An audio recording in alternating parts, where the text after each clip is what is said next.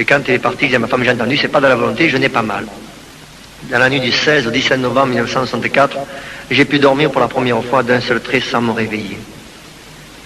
Le lendemain matin, je me suis souvenu que j'avais crié à Dieu dans la nuit. Je me suis souvenu de ce gitan qui venait me parler de Jésus. Et cette phrase qui m'est revenue comme une flèche, un harpon dans mon cœur. Quel dommage. Si tu avais cru, tu aurais été guéri. Alors je dis, mais c'est vrai, ça fait 24 heures que la douleur n'est plus là. Mais peut-être que la paralysie, peut-être aussi serait partie. J'ai commencé à espérer, puis j'avais un doute, un combat.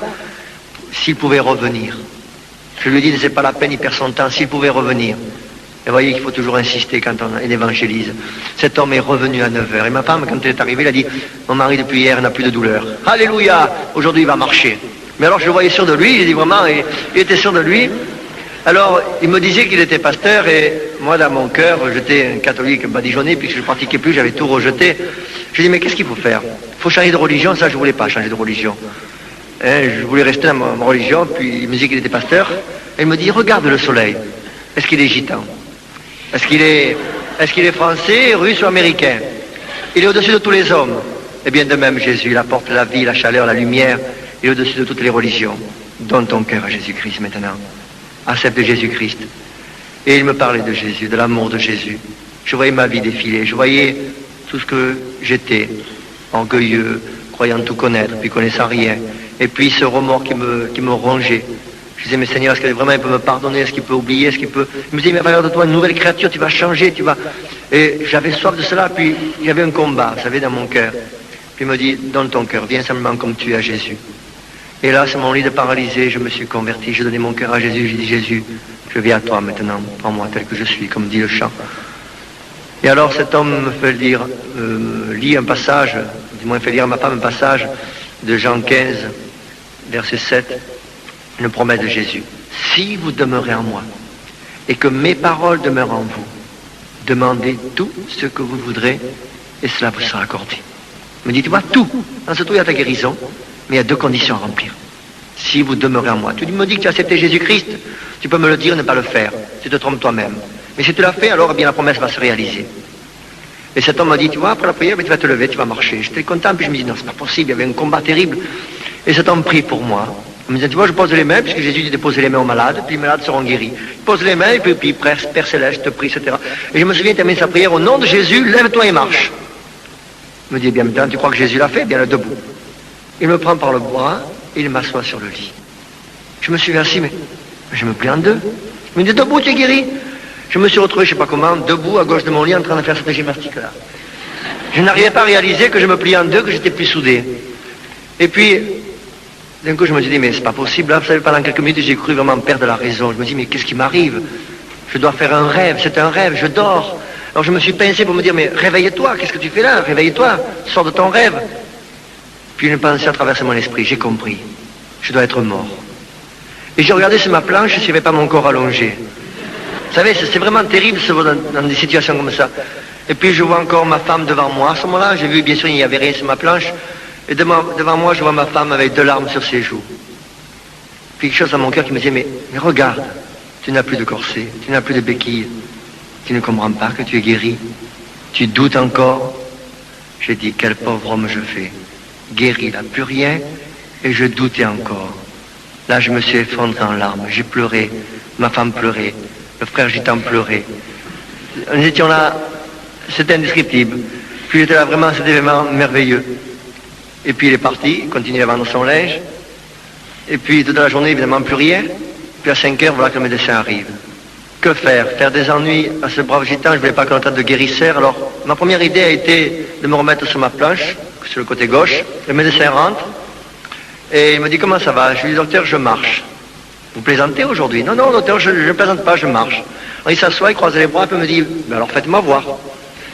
Et là, quand il m'a vu debout, il est venu sur moi. Là, vous avez mal? Je dis, non, non, docteur. Et là, vous avez mal? Alors tournez la tête à droite, à gauche. Et puis il voulait vérifier la souplesse de la colonne vertébrale, se rendre compte vraiment si elle était encore soudée ou si elle était souple. Alors il m'a fait mettre les bras comme ceci, et il m'a pris par le haut des épaules. Il m'a soulevé pour vérifier la souplesse de la colonne vertébrale. En me soulevant, il a lâché prise, il se tenait ses reins, et me disait, oh mes reins! Je ne connaissais pas assez le Seigneur pour lui parler de la guérison divine. Et je lui disais, vous avez mal, docteur? C'est moi le malade qui regardait le papillon de... Je ne sais pas ce qui s'est fait, mais enfin, ça n'a pas été bien grave, puisqu'après il s'est remis. Il m'a posé une question simplement. Est-ce que vous vous sentez de monter dans ma voiture? Je ne savais pas du tout ce qu'il voulait faire, où il voulait en venir. J'ai dit oui, je me sens absolument en pleine forme. Bon, alors je vous emmène. J'ai pris mon par-dessus. Je suis monté dans sa voiture et il m'a mené tout de suite au docteur Tessier, radiologue à Aubagne, à 8 km de là où j'habitais. Il y avait encore des clients dans la salle d'attente. Je suis passé devant tout le monde. Là, j'ai eu priorité, comme j'avais ma carte de priorité. Et il a pris des radios. Il a développé les clichés tout de suite. Et quand le médecin est sorti du laboratoire, vous savez, il était livide. Il avait l'impression qu'il avait reçu un coup de marteau sur la tête. Il était là, abasourdi, et il m'a dit, Monsieur Duc, je ne comprends pas. Qu'est-ce qui s'est passé? Vous avez une colonne vertébrale plus belle que la mienne. Je ne sais pas dans quel état était la sienne, mais il m'a dit, plus belle que la mienne. Alors je lui ai raconté, le docteur, ne vous fâchez pas, et avec précaution, j'ai essayé de l'expliquer. Et quand j'ai terminé, il m'a dit, Monsieur Duc, vous avez la main de Dieu sur vous. C'est un médecin qui était conseiller municipal communiste. Vous savez, pour qu'il dise ça, que c'est vraiment le Seigneur l'a touché. Et alors, je lui ai dit, docteur, en tant que médecin, j'aimerais savoir qu'est-ce que vous en pensez, votre point de vue, sur le plan médical. Comment vous pouvez expliquer une chose pareille? Il me dit, justement, c'est inexplicable. Votre cas n'est pas psychique, il est mécanique. Imaginez un drap de lit, il m'a donné cette image. Imaginez un drap de lit qui est déchiré, les fibres sont rompues, on peut raccommoder, mais on voit toujours le raccro. Or, vous, imaginez un drap déchiré, puis on retrouve des fibres neuves qui n'ont pas été rompues. Vous avez des vertèbres comme si vous n'aviez jamais été accidenté. Normal. C'était vraiment inexplicable. On voit vraiment la puissance du Seigneur Jésus. Et croyez-moi, j'ai eu pas mal de difficultés après ma guérison. Des difficultés tout d'abord administratives. Je travaillais à la sécurité sociale. J'ai été reconnu grand invalide, irrécupérable donc. Et pour les médecins, il n'y a pas de guérison. J'avais une pension de grand invalide, 4 260 francs par trimestre, une bonne pension à l'époque. Et quand j'ai eu l'accident, le tribunal m'a accordé 20 millions de pression de Loris. Mais comme j'étais fonctionnaire et que c'était en allant travailler, ça a été reconnu accident de trajet, de travail. L'administration de la sécurité sociale a gardé 18 millions sur les 20. Mais en compensation, je engagé à me verser une rente toute ma vie, sachant que je devais vivre que 5 ans. Alors quand j'ai été guéri, il n'y avait aucune loi qui prévoyait la guérison pour un grand invalide. Alors médicalement, j'ai été reconnu guéri, mais administrativement et juridiquement toujours invalide. Alors j'ai pu donc faire mes études bibliques, devenir pasteur dans le mouvement de Pentecôte, tout en étant payé par la sécurité sociale. Et lorsque j'ai été guéri, bien sûr, il y a eu un rapport de 16 pages sur mon cas, avec des radios ce que j'étais. Et quand j'ai été guéri, des experts ont été désignés pour examiner ce cas. Je suis resté 4 heures devant les experts. Alors ils avaient le rapport de 16 pages, ils lisaient, ils regardaient les radios d'avant, les radios du jour de la guérison, ils discutaient entre eux, ils revenaient, me faisaient des tests pendant 4 heures de ce manège, et ils ont apporté 2 conclusions. Première conclusion, l'homme qui est devant nous n'a jamais rien eu dans la colonne vertébrale. Et deuxième conclusion, qui s'avérait pour eux logique, cet homme-là n'est pas Georges Duc, celui qui est décrit dans le rapport. Il a fallu montrer patte blanche et dire oui, je m'appelle bien Georges Duc. On m'a demandé si j'avais des frères jumeaux, si j'avais des sosies, si j'avais... On ne voulait pas croire que ce soit le même homme. 5 ans après ma guérison, la direction de la sécurité sociale m'a reconvoqué en me tenant ce langage. Nous nous sommes engagés à vous verser une rente à vie. Vous devez vivre 5 ans. Ça fait 10 ans. Autrement dit, vous voulez que je meure. Ça fait 10 ans, nous avons doublé le temps de capital, de versement de pension, donc à votre égard, nous sommes quittes, nous arrêtons la rente, nous gardons le capital et on vous considère maintenant juridiquement et administrativement guéri. Et à partir de là, ma rente a été supprimée en 1970, reconnue guérie. Le Seigneur a permis que je me trouve à Brignoles, et comme j'ai été guéri d'une façon miraculeuse, j'ai été appelé à pas mal de missions, faire des missions d'évangélisation, d'itinérance. Et en faisant une mission à Marseille, j'ai vu arriver, pour le premier jour de la mission, dans une salle gigane, 3 hippies, dont 2 drogués. Le lendemain, ils étaient 5. Le surlendemain, ils étaient 9. Et j'ai trouvé un blocos. J'ai commencé à aménager ce blocos, à faire un refuge. Et c'est comme ça que l'œuvre d'évangélisation parmi les hippies a commencé à Marseille. Je me suis retrouvé là avec 9 hippies, puis j'ai dû quitter Brignoles pour m'occuper que des jeunes. Et je vous donne mon témoignage pour que vous ayez à cœur de prier pour cette œuvre-là. Un travail énorme.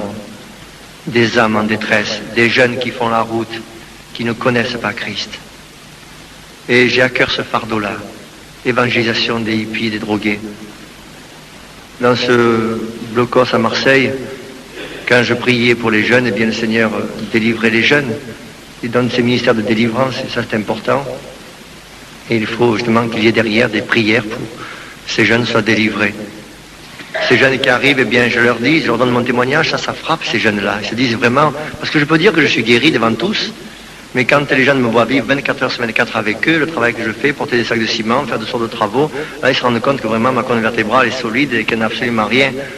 Et ça frappe les jeunes de voir que le Seigneur, eh bien, fait tout à merveille, et il le fait jusqu'au bout. Depuis le refuge de Marseille, qui a été fermé parce qu'il a pris feu 2 fois, il y a eu des incendies, pas le véritable feu que j'aurais voulu, mais enfin il y avait quand même l'esprit aussi qui était là.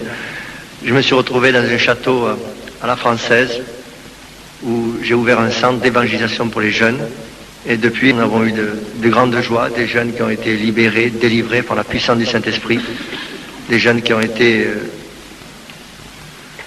délivrés par la puissance du Seigneur, c'est cela. Oui. Et je vous demande de prier pour cette œuvre-là. Je comprends que le Seigneur m'a choisi pour ce travail-là, et le Seigneur a un plan pour chacun de nous. Il a permis que je me retrouve drogué à la morphine, il a permis que je me retrouve clochard en 1948, parce qu'il avait un plan pour son œuvre. Et il faut qu'on sache, que vous sachiez, bien-aimés, que le Seigneur a que de nous un plan différent. Et ce qu'il nous demande, c'est la disponibilité. Si nous savons être à l'écoute, être disponibles, sensibles à l'esprit, alors le Seigneur nous conduira, nous dirigera, il nous placera dans un endroit où il y aura la bénédiction, parce que nous sommes dans le lieu où Dieu nous veut. Je voudrais aussi donner mon témoignage de baptême dans le Saint-Esprit. J'ai été dirigé par ce prédicateur gitan dans une assemblée pentecôtiste.